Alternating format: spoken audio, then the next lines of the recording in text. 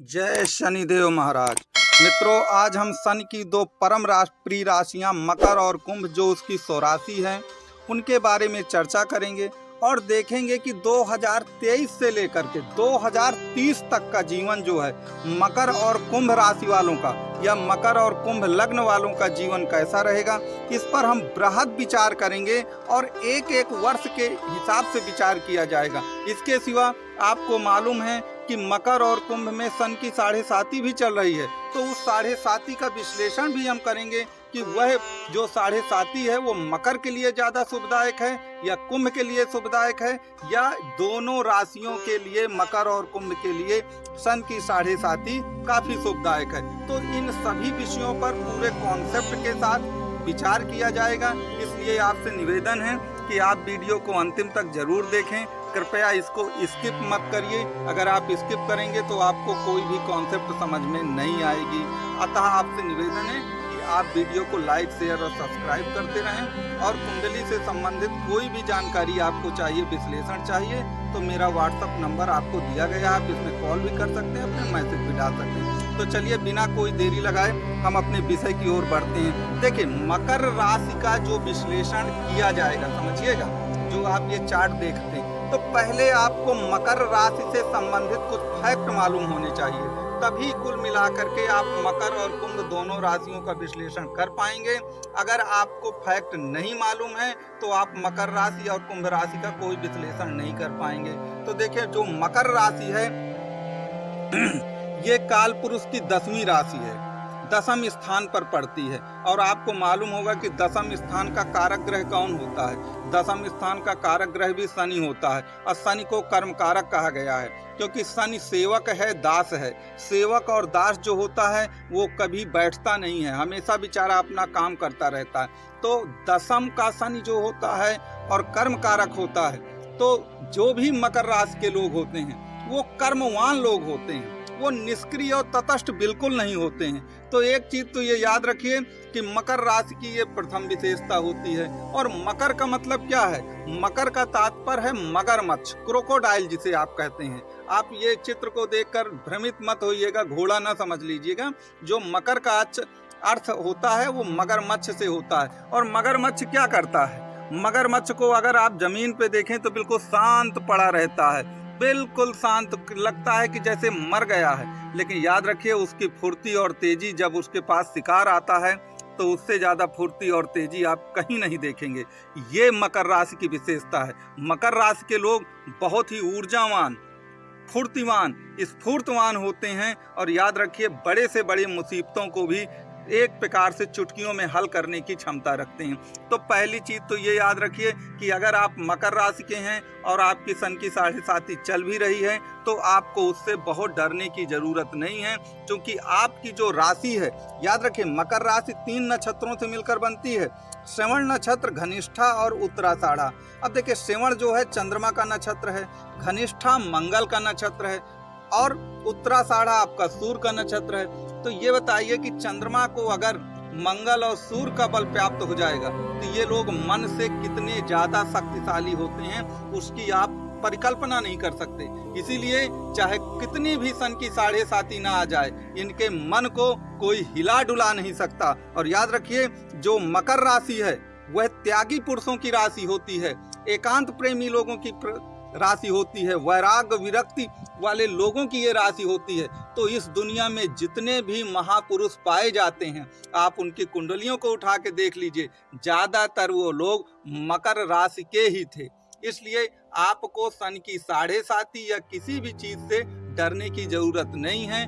मैं आगे चल करके आपको चार्ट में ये समझाऊंगा कि 2023 से लगा करके 2030 तक का जो जीवन मकर राशि वालों का है वह किस प्रकार रहेगा। तो मित्रों, कहने का तात्पर्य यह है कि मकर राशि एक सन की मजबूत राशि है और स्वराशि है। आपके सन की 7.5 का जो दूसरा चरण है वह प्रारंभ हो चुका है और वही चल रहा है। तो चलिए अब हम चार्ट के माध्यम से इसे समझने की कोशिश करें। ये आप मकर लग्न का एक चार्ट देख रहे हैं, जहां पर चंद्रमा बैठा है वो आपकी मकर राशि हो गई। और दूसरे स्थान पर इस समय आपके शनि विराजमान हैं, जो कि एक प्रकार से कुंभ में है। तो मकर राशि में अंतिम चरण चल रहा है, समझिएगा, मकर राशि में अंतिम चरण चल रहा है। और हम क्या कहते हैं कि उतरती हुई 7.5 कुछ न कुछ दे करके ही आपको जाएगी। और चूंकि ये अंतिम चरण में चल रही है, और याद रखें अंतिम चरण में अक्टूबर 3 नवंबर के बाद जो शनि है अपने शतभिषा नक्षत्र में आ जाएंगे। अभी वो बकरी चल रहे हैं, तो जब ये शतभिषा नक्षत्र में आ जाएंगे तो याद रखिए धन की कोई कमी नहीं आपको होने देंगे। कुटुंब और परिवार से आपका सम्मिलन हो जाएगा और आप एक राजा की तरह धनवान होकर के काम करेंगे। तो सन की 7.5 जो मकर राशि के लोग हैं उनके लिए तो बेहद शुभदायक है। और यह आपका कुंभ में अप्रैल 2025 तक आपका शनि चलेगा। उसके पश्चात आपका जो शनि है वो तृतीय स्थान में आ जाएगा, जो कि लगभग आपका 2027 के अप्रैल मई तक चलेगा। देखिए 2027 तक का जो समय होगा, तृतीयस्थ जो शनि होते हैं, हमारे शास्त्रों में भी कहा गया कि अगर पापक ग्रह 3, 6, 11 में जाएं तो उससे अच्छा कुछ भी नहीं है। और जब शनि तीसरे स्थान पे जाएगा, मीन राशि में जाएगा 2025 के बाद, जो आपका लगभग 2027 के लास्ट तक वहां पर रहेगा, तो याद रखिए यह जीवन का आपका गोल्डन समय होगा। आप रंक से राजा बन जाएंगे और आपका साहस जो है वह बुलंदियों को छूमेगा। आपके अंदर साहस की, पराक्रम की, धैर्य की कोई कमी नहीं रह जाएगी। और ये आपका जो पुरुषार्थ है वो इतने ऊपर चला जाएगा कि याद रखिए पुरुषार्थ से तो भाग्य भी जगा ली जाती है। तो याद रखिए 2027 के लास्ट तक का समय बहुत गजब का आपका जाना है। अब जब ये मेष राशि में जाएंगे चतुर्थ स्थान में, याद रखिए मेष में हमको मालूम है कि शनि नीच के भी होते हैं। और इसके सिवा एक चीज याद रखिएगा, चतुर्थ में जाने पर शनि की ढैया भी चलने लगेगी।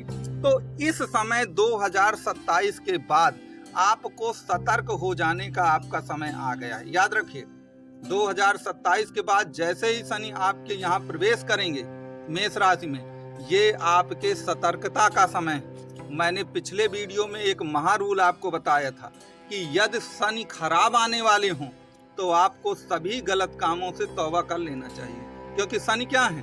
शनि दंडाधीश हैं, शनि दंडाधीश हैं। और जब अगर आप किसी भी तरह का जरा सा गलत काम करते हैं तो शनि उसका दंड देने से आपको 100% नहीं चुकेंगे। याद रखिए ये उनके पिता की उच्च राशि है सूर्य की, लेकिन जब दंड की बात आती है वो कहते हैं कि मैं अपने पिता की राशि में भी आकर, जब न्याय की बात आएगी तो अपने पिता को भी वो नहीं छोड़ेंगे। तो हम आप तो इंसान हैं, वो तो सूर्य को भी छोड़ने को तैयार नहीं है। तो इस चीज को आप याद रखिए कि जब आपका शनि 2027 के बाद इसमें आ जाएगा आपके मेष राशि में, तो आपको सभी कार्यों से तौबा कर लेना है, गलत कार्यों से।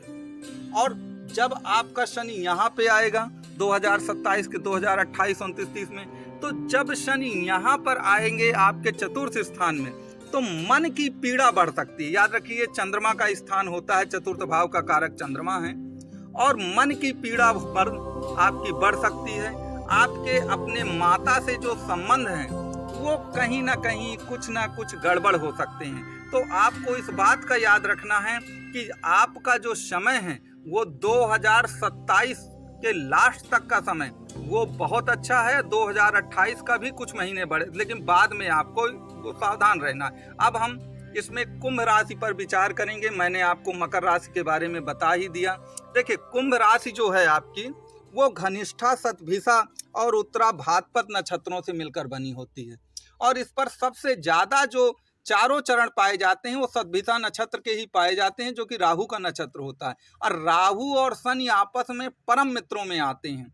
तो आप समझ सकते हैं कि राहु का कितना बड़ा योगदान है इस कुंभ राशि में। और पूर्वा भाद्रपद जो है ये बुध का नक्षत्र है, तो बुध भी परम मित्र हैं। तो याद रखिए कुंभ राशि वालों, आपकी भी बल्ले बल्ले होने वाली है। और मैं 2023 से 2030 तक का जो विश्लेषण है वो बहुत बृहद रूप से आपको चार्ट के माध्यम से आगे समझाऊंगा, तो आपको अच्छे ढंग से ये चीजें समझ में भी आएंगी। तो मित्रों अभी तक अगर आपको वीडियो अच्छा लग रहा हो तो इसे लाइक, शेयर और सब्सक्राइब आप जरूर करें। मित्रों देखिए कुंभ राशि क्या है, एक घड़ा लिए हुए आपको व्यक्ति दिख रहा है जो कि पानी वो कर रहा है। तो याद रखिए कुंभ राशि के जो लोग होते हैं, जैसे घड़ा को अगर आप संभाले नहीं तो बहुत जल्दी टूट सकता है। तो जो भी कार्य वो करते हैं बहुत संभल करके करते हैं और बहुत गंभीरता के साथ करते हैं। ये कुंभ राशि वालों की बहुत बड़ी विशेषता है। अब हम चार्ट से देखते हैं कि वास्तव में इनका सितारे कह क्या रहे हैं। तो देखिए, जैसा कि आप ये चार्ट देख रहे हैं, देखिए जहां पर ये 11 नंबर लिखा है लग्न, यहाँ पर अर्थात आपकी सन की 7.5 जो है आपके द्वितीय चरण में चल रही है। मकर से आप कुंभ में आ गए हैं। अब याद रखिए, द्वितीय में अगर चल रही है तो इसका मतलब है कि शनि क्या है, चंद्रमा के ऊपर से ही तो गुजर रहे हैं शनि।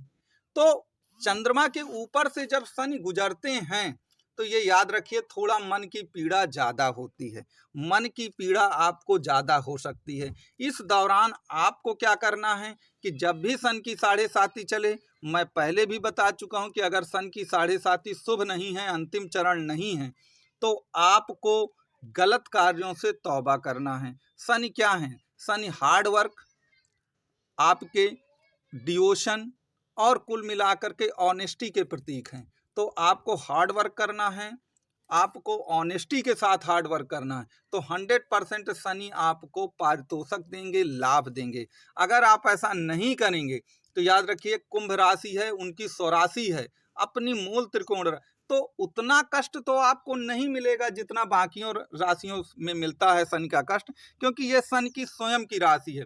अब कोई भी ग्रह अगर होता है देखिए तो वो अपने घर को कभी भी बिगाड़ता नहीं है। इस बात को हमको याद रखना चाहिए। तो अभी समय थोड़ा सा कठिन है, लेकिन आप याद रखिए कि अगर ये स्वयं उनकी राशि है तो उतना कठिन समय नहीं आएगा।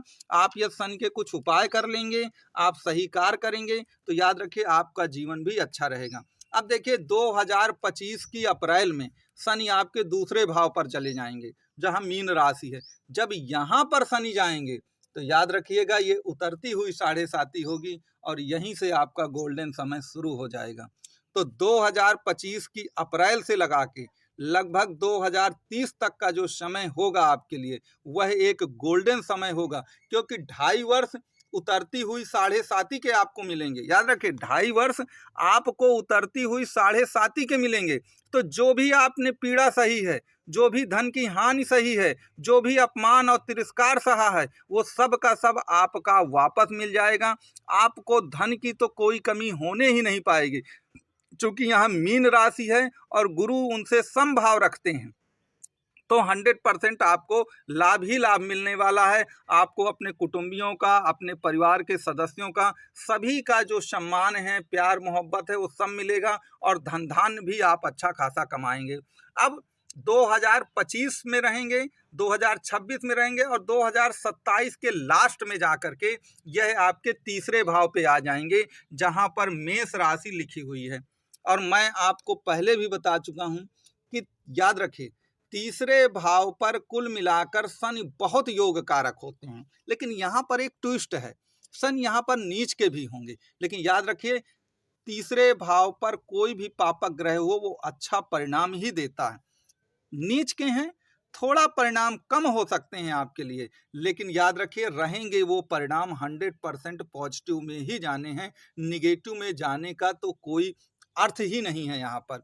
तो कहने का तात्पर्य है कि 2025 के मार्च अप्रैल के बाद से जो भी कुंभ राशि के जातक हैं उनके जीवन के गोल्डन समय आएंगे 5 वर्ष, और ये गोल्डन समय का उनको भरपूर लाभ उठाना चाहिए। किसी भी तरह से इस गोल्डन समय का उनको दुरुपयोग नहीं करना चाहिए। इस समय में जो मैंने पहले बताया है कि तीसरा घर कहे का होता है, पुरुषार्थ का होता है, और हम आप लोग क्या कहते हैं कि पुरुषार्थ से हम अपनी भाग्य को भी जगा सकते हैं। तो याद रखिए यही वो समय है जब पुरुषार्थ से आप अपनी भाग्य पलट सकते हैं। और यहाँ आपको मालूम है कि जब भाग्य पलटती है तो सब कुछ पलट जाता है, सब कुछ मिल जाता है। तो ये वो समय होगा जब आपकी भाग्य, आपकी किस्मत आपके साथ होगा। और आपको मालूम है कि किस्मत जब आपके साथ होती है तो आप 2 कदम चलते हैं, लेकिन आपको प्रतिफल और रिटर्न जो है वो 4 कदम का मिलता है। तो ये जो 5 वर्ष आपके आएंगे अप्रैल 25 के बाद से, वो निश्चित तौर पर आपके जीवन को खुशियों से भर देंगे। तो मित्रों, ये मैंने आपको 2023 से 2030 तक का मकर और कुंभ राशियों का जीवन कैसा रहेगा, सन की साढ़े साती का उन पर क्या प्रभाव पड़ेगा, आपको इसके क्या उपाय करने हैं, ये मैंने एक अलग वीडियो में बनाया है, तो आप देख सकते हैं। तो ये मैंने आपको बताया है। अब यहाँ से मैं अपने वीडियो को समाप्त करता हूँ। अगर आपको वीडियो अच्छा लगा हो तो लाइक शेयर सब्सक्राइब करें। व्हाट्सएप नंबर पे आप कॉल भी कर सकते हैं।